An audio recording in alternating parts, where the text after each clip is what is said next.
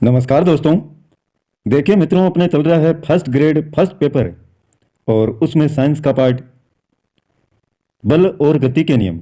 इसमें दो नियम आपको बता दिए गए हैं न्यूटन के, और आज पढ़ेंगे तीसरा नियम, न्यूटन की गति का तीसरा नियम। इस नियम से दो वस्तुओं पर एक साथ लगने वाले पारस्परिक जो बल हैं उनके संबंध में अध्ययन किया जाता है।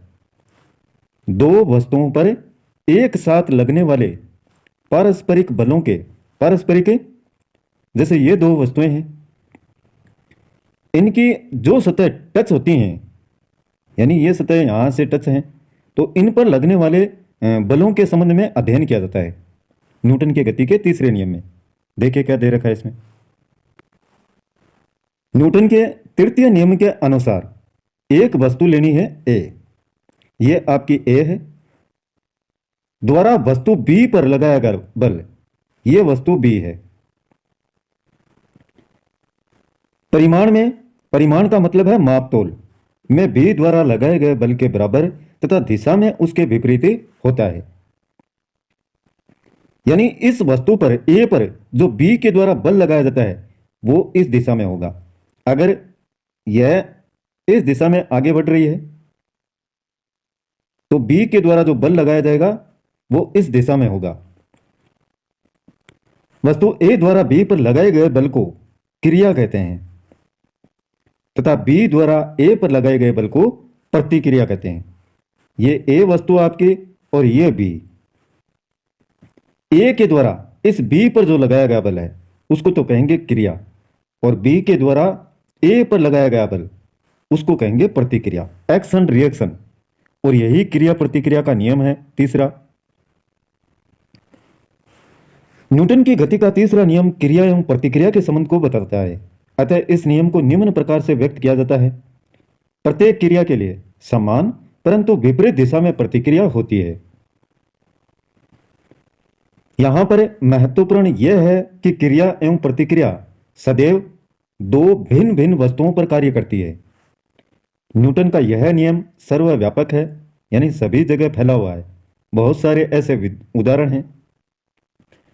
वस्तुएं विराम की अवस्था में हो या गतिशील, वे परस्पर संपर्क में हो या उनके बीच में कुछ दूरी मौजूद हो, यह नियम हर दिशा में लागू होता है।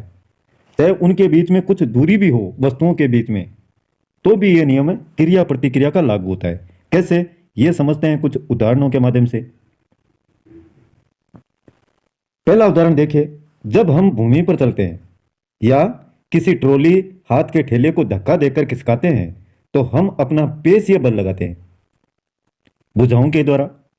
ध्यान दीजिए, यदि हमें आगे की ओर जाना है तो हम अपने नीचे पृथ्वी की सतह को पीछे की ओर खिसकाने या धकेलने का प्रयत्न करते हैं। इस दिशा में आप चल रहे हैं तो आपके पैर जब भूमि पर रखे जा रहे हैं तो आप पृथ्वी पर जो आपके पैरों के द्वारा बल लग रहा है वो इस दिशा में लगेगा, यानी पीछे की तरफ। पीछे खिसकाने का प्रयास करते हैं, पीछे खिसकाने का प्रयास करेंगे तब आप आगे की तरफ गति करेंगे, और पृथ्वी हमारे पैर पर इतना ही प्रतिक्रिया के रूप में विपरीत दिशा में पांवों पर बल लगाती है। फलस्वरूप हमें आगे की ओर चल पाते हैं। तो ये तो पहला उदाहरण है। अब आप समझ गए होंगे कि बालू मिट्टी है, उसमें या चिकने फर्श पर चलना कठिन क्यों होता है। बालू मिट्टी में जब आप पैर रखेंगे तो आपके पैर तो वहां पर धंस जाएंगे अंदर। जितना बल आपके द्वारा उस बालू मिट्टी पर लगाया जाना चाहिए वो लगता नहीं है, और फलस्वरूप आपको अत्यधिक बल लगाने की आवश्यकता यहां पर होती है, तभी आप चलने में सक्षम होते हैं। बालू मिट्टी में चलते हैं तो जोर भी आता है थोड़ा, देखा होगा आपने। ये इसी का यही कारण है। और चिकने फर्श पर चलना भी कठिन है। चलना कठिन है लेकिन फिसलना हो तो आराम से फिसल सकते हैं, क्योंकि वहां पर घर्षण बल का मान क्या है, बहुत ही कम हो जाता है। घर्षण बल वह बल जो दो वस्तुओं के मध्य में लगता है, जिससे वस्तुएं चलने में सक्षम होती हैं, आगे बढ़ने में। और ये खुरदरी जगहों में अत्यधिक देखने को मिलता है घर्षण बल, बजाय चिकने फर्श के। पानी में तैरते समय कोई तैराक आगे बढ़ने के लिए अपने हाथों एवं पैरों से पानी को पीछे की ओर धकेलता है, यानी बल लगाता है, और इस बल की प्रतिक्रिया ही उसे आगे की ओर ही धकेलती है। देखा होगा आपने तैराक को, वो पानी में क्या करता है, हाथ पांव अपने मारता है, तो मारने से वो बल किस पर लगा रहा है, पानी पर लगा रहा है, और उस पानी के द्वारा भी उस पर बल लगाया जाता है, यानी प्रतिक्रिया के रूप में। तो इससे आप चलने में, आगे बढ़ने में सक्षम होते हैं।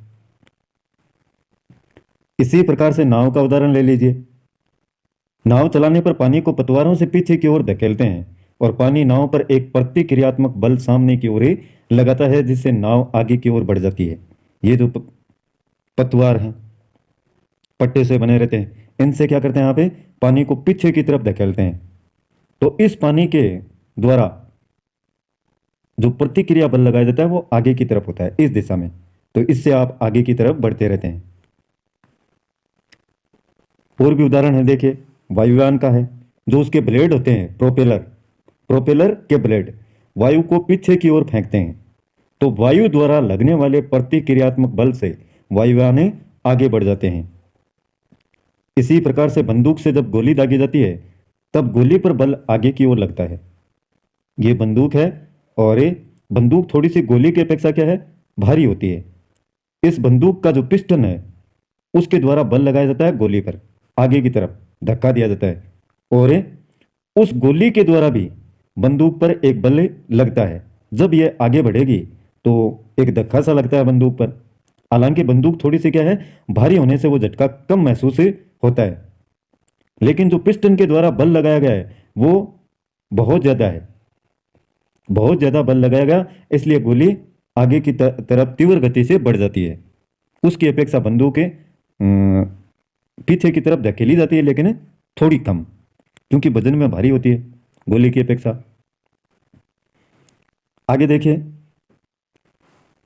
परंतु बंदूक का द्रव्यमान है गोली की तुलना में बहुत अधिक होने से बंदूक पीछे की ओर बहुत कम वेग से चलती है। बंदूक चलाने वाले के कंधे को झटका भी अनुभवी होता है। यह बंदूक दिखा रखी है, देखे गोली पर लगने वाला त्वरित बल तेज गति से, और बंदूक है उस पर भी आरोपित है प्रतिक्षेपित बल लगता है, जिसके कारण वो पीछे की तरफ जाती है। और भी उदाहरण है क्रिया प्रतिक्रिया के। जब रॉकेट को छोड़ते हैं तो रॉकेट के पिछले भाग से गैस अत्यधिक तेज गति से निकलती है, और आपने देखा भी होगा, आसमान में भी देखते हैं कि यार ये धुआं सा देखे कैसे प्लेन छोड़ रही है, वो होते हैं रॉकेट। और प्रतिक्रिया के फलस्वरूप रॉकेट पर गैस निकलने की विपरीत दिशा में बल लगने के कारण फलस्वरूप रॉकेट ऊपर उठता है। अब ये रॉकेट है आपकी, और इससे जो गैस निकल रही है वो गैस किस पर बल लगा रही है, वायु पर। वायु पर जब बल लगाएगी तो इस वायु के द्वारा भी प्रतिक्रिया बल लगाया जाएगा, और प्रतिक्रिया बल जितनी गैस निकलेगी उतना ही प्रतिक्रिया बल ज्यादा लगेगा। तो फिर ये रॉकेट है वो आसमान की तरफ चला जाएगा। तो ये सब क्रिया प्रतिक्रिया है, उसी के उदाहरण है। ये देख सकते हैं आप, ये रॉकेट है और ये गैस निकल रही है। रॉकेट पर बल प्रतिक्रिया और गैस पर बल क्रिया। हमें कई बार यह भ्रम हो सकता है कि यदि प्रत्येक क्रियात्मक बल के विरुद्ध प्रतिक्रियात्मक बल उत्पन्न होता है तो फिर वस्तुओं में गति कैसे होती है। ऊपर के उदाहरणों से आप भली भांति समझ चुके हैं कि क्रिया या प्रतिक्रिया के बल बराबर होते हैं तथा विपरीत होने पर भी एक दूसरे को निष्प्रभावित नहीं कर सकते हैं, क्योंकि ये भिन्न भिन्न वस्तुओं पर कार्य करते हैं। बराबर तथा विपरीत दिशा में कार्य करने वाले बल केवल तभी एक दूसरे के प्रभाव को नष्ट कर सकते हैं जबकि वे एक ही वस्तु पर एक ही सरल रेखा में कार्य कर रहे हों। अब देखिए आगे, उपरोक्त उदाहरणों एवं प्रयोगों के आधार पर हमें न्यूटन के तीसरे नियम से जानकारी प्राप्त होती है कि प्रत्येक क्रिया की एक प्रतिक्रिया होती है। जो ही कोई वस्तु क्रिया करेगी तो उसके जवाब में होगी प्रतिक्रिया। क्रिया एवं प्रतिक्रिया के बल हैं वो एक तो विपरीत होते हैं। अगर क्रिया इस दिशा में हो रही है तो प्रतिक्रिया इस दिशा में होगी, और ये हमेशा बराबर होते हैं। जितनी क्रिया की जाएगी, जितनी गैस रॉकेट के द्वारा बाहर छोड़ी जाएगी, निकाली जाएगी, उतना ही बल उसको उसके ऊपर की तरफ लगेगा, यानी बराबर होती हैं। यहां पर अगर रॉकेट से जो गैस निकल रही है वो कम निकल रही है, तो जो प्रतिक्रिया बल है वो भी क्या लगेगा, कम लगेगा। क्रिया और प्रतिक्रिया बल भिन्न भिन्न वस्तुओं पर कार्य करते हैं, अतएव परस्पर इनका संतुलन संभव नहीं है। अब देखिए संवेग संरक्षण का नियम। न्यूटन की गति के दूसरे नियम से हमें विज्ञान का अत्यंत महत्वपूर्ण संवेग संरक्षण का नियम प्राप्त होता है। माना किसी अहम द्रव्यमान के पिंड पर आरोपित बल है आपका F, और उसके कारण उसका प्रारंभिक संवेग जो वेग है वो होगा p1, और समय t में बदलकर, यानी ज्यों ज्यों समय व्यतीत किया जाएगा, समय के साथ में आगे बढ़ेंगे, तो वह बदलकर क्या हो जाएगा, p2, p1 से p2। और द्वितीय नियम से यह आपका फॉर्मूला बनता है। अगर इस पर F बराबर p2 minus p1 upon t, अगर यहां पर F का मान 0 कर दिया जाए, जो बल आपके द्वारा लगाया जा रहा है 0 कर दें, तो p1 बराबर p2, यानी जो प्रारंभिक वेग है और अंतिम वेग दोनों क्या होंगे, बराबर होंगे। आपने बल ही लगाना बंद कर दिया, बल का मान ही क्या कर दिया, 0 कर दिया, बल लगाया नहीं जा रहा है, तो जो क्रिया प्रतिक्रिया है वो तो होगी नहीं फिर।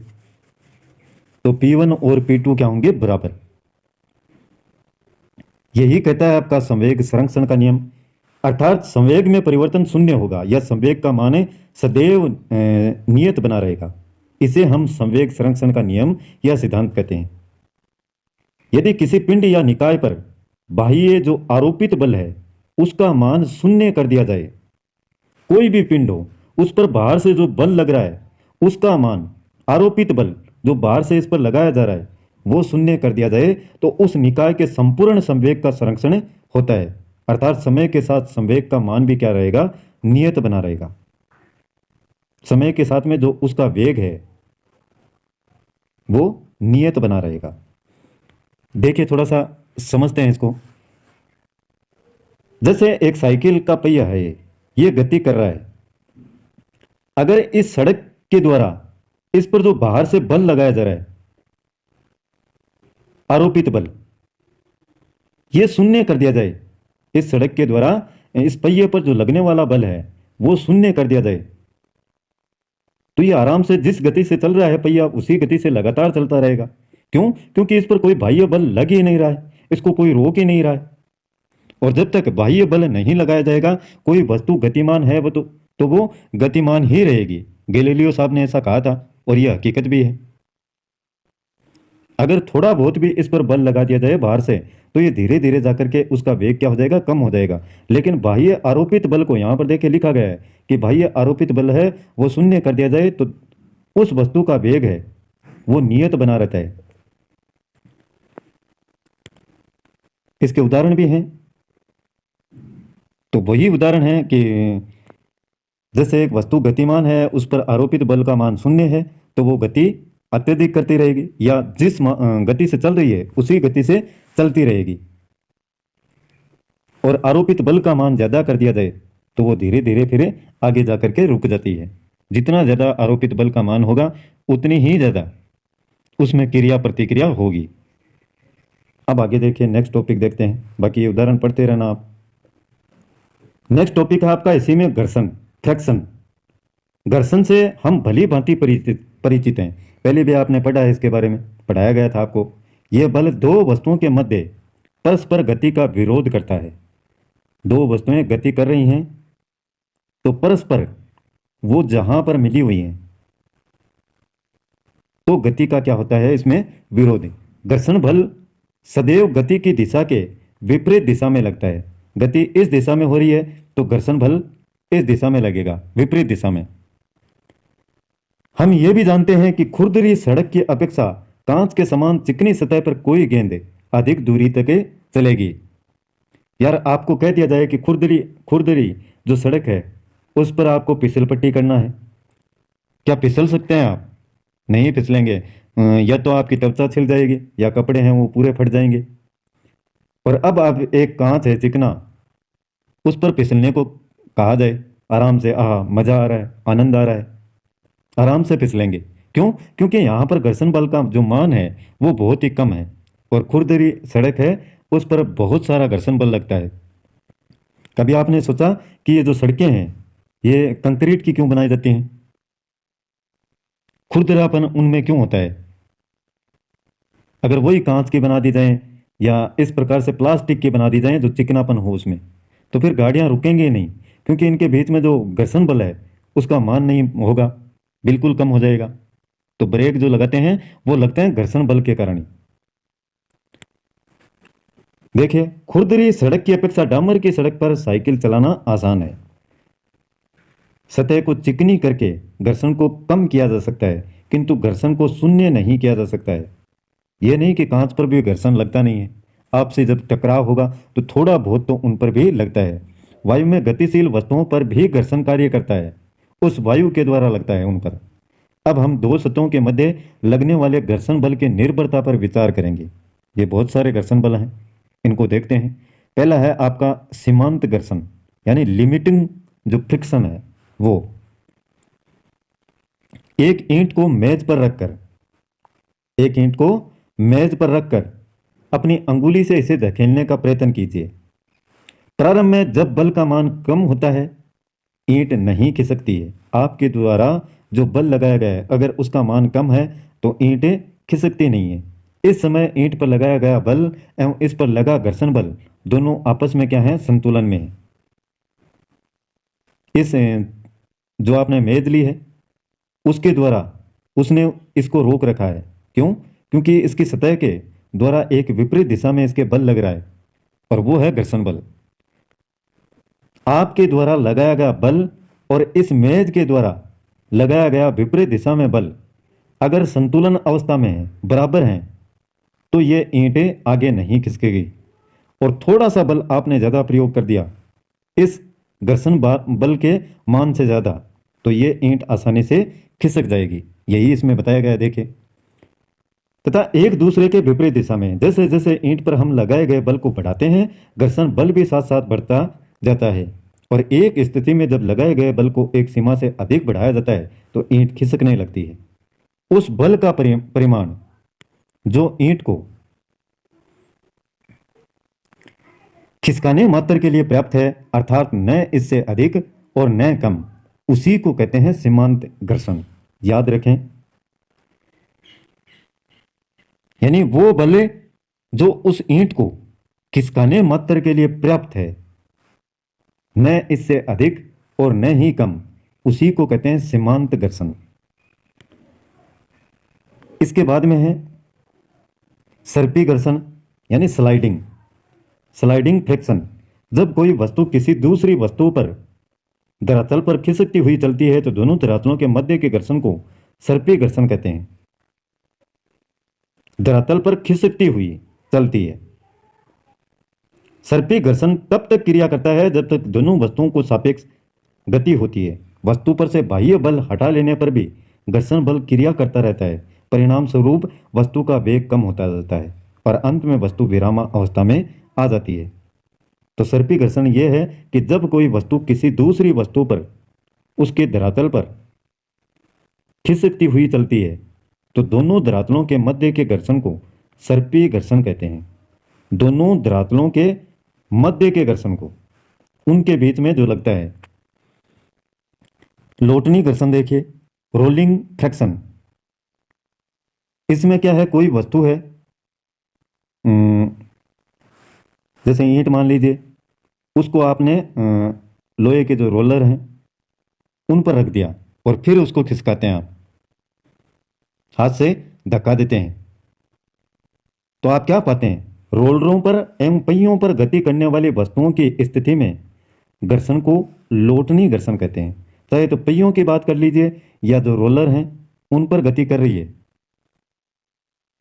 तो पहियों पर गति करने वाली वस्तुओं की स्थिति में जो घर्षण लगता है उसी को कहते हैं लोटनी घर्षण।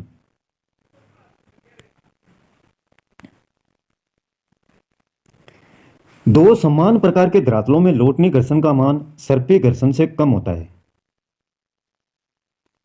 लोटनी घर्षण आपने लगा दिए रोलर और इनकी सहायता से वो आसानी से जो भी चीज वस्तु इनके ऊपर रखी हुई है, वो आसानी से गति करती रहेगी। लेकिन जो सर्पी घर्षण है वो दो सतहों के बीच में लग रहा है, तो सर्पी घर्षण का मान क्या होगा? कम होगा। लोटनी घर्षण का मान है वो तो क्या होगा? कम होगा। और सर्पी घर्षण का मान है लोटनी घर्षण की अपेक्षा ज्यादा होगा। अतः मशीनों में पहियों और रोलरों का उपयोग किया जाता है, जिससे जो घर्षण बल है उसका मान है कम किया जा सके और आसानी से वो गति कर सकें, आगे बढ़ सकें। इसी प्रकार से वायु एवं द्रव में गतिशील वस्तुओं पर घर्षण, वायु एवं द्रव में गतिशील वस्तुओं पर भी घर्षण बल कार्य करता है। यह घर्षण बल ठोस सतहों की तुलना में कम होता है। जैसे पृथ्वी पर अगर कोई वस्तु गति कर रही है और एक हवा में गति कर रही है, तो पृथ्वी पर जो घर्षण बल का मान होगा वो ज्यादा होगा। किसकी अपेक्षा? जो वायु में या द्रव में गतिशील वस्तु है। यही बात लिखी गई है यहाँ पर। उल्काएं जब अंतरिक्ष से पृथ्वी के वायुमंडल में प्रवेश करती हैं, उल्काएं कहते हैं जैसे कोई भी पिंड है, पृथ्वी का जो इन्वायरमेंट है, या कह सकते हैं अंतरिक्ष में आसमान में मौजूद कोई वस्तु का टुकड़ा अगर नीचे की तरफ आता है तो उसको बोलते हैं पिंड बोल दीजिए। और वो जब इस इन्वायरमेंट में, पृथ्वी के इन्वायरमेंट में प्रवेश करता है, वातावरण में, तो यहां पर मौजूद है जो हवा है उसके द्वारा जितनी स्पीड से वो पिंड नीचे की तरफ आ रहा है उस पर उतनी ही स्पीड से उस वायु के द्वारा प्रतिक्रिया बल लगाया जाता है। और ये प्रतिक्रिया बल उसकी गति के कारण इतना ज्यादा हो जाता है कि उस पिंड में आग लगना शुरू हो जाती है। और उल्काएं उसी को बोलते हैं। आपने देखा होगा कई बार कि यार ये सितारा आ रहा है, इससे कोई विश मांग ली जाए, हमारी पूरी होगी। वो सितारे नहीं, वो कोई पिंड है, किसी ग्रह या नक्षत्र हैं उनका टुकड़ा होता है। वो टूट के पृथ्वी की तरफ आ रहा है, आपसे टकराव के कारण हो सकता है ये। और वो जलता हुआ प्रतीत होता है तो आपको लगता है कि तारा टूटा है। ऐसा कुछ भी नहीं होता है। ये हैं उल्काएं। तो ये उल्काएं जब अंतरिक्ष से पृथ्वी के वायुमंडल में प्रवेश करती हैं तो देखिए क्या होता है। साइंस बहुत कुछ अपने को सिखाती है।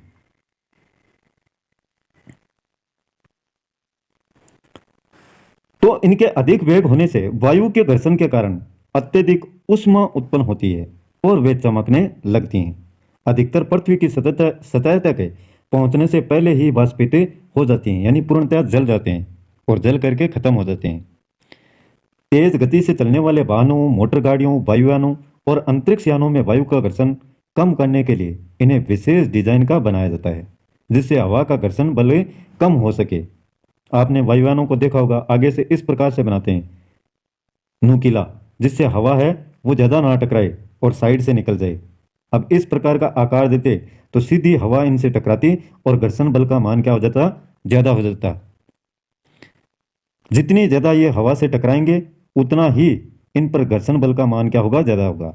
इसलिए आगे वाले क्षेत्र को नुकीला किया जाता है, जिससे वायुयानों पर या मोटर वाहनों पर घर्षण बल का मान कम हो सके। घर्षण का नियंत्रण कैसे करते हैं? देखिए, कंट्रोल। घर्षण सदैव दो सतहों के बीच गति का विरोध करता है। घर्षण के कारण मशीनों के गतिमान पुर्जे घिसते रहते हैं और गर्म भी हो जाते हैं, जिससे इन पुर्जों की क्षति होती है। हमें वस्तु को समान वेग से चलाए रखने के लिए घर्षण के निराकरण हेतु आवश्यक बल लगाना पड़ता है। घर्षण को निम्न विधियों द्वारा हम कुछ सीमा तक नियंत्रित कर सकते हैं।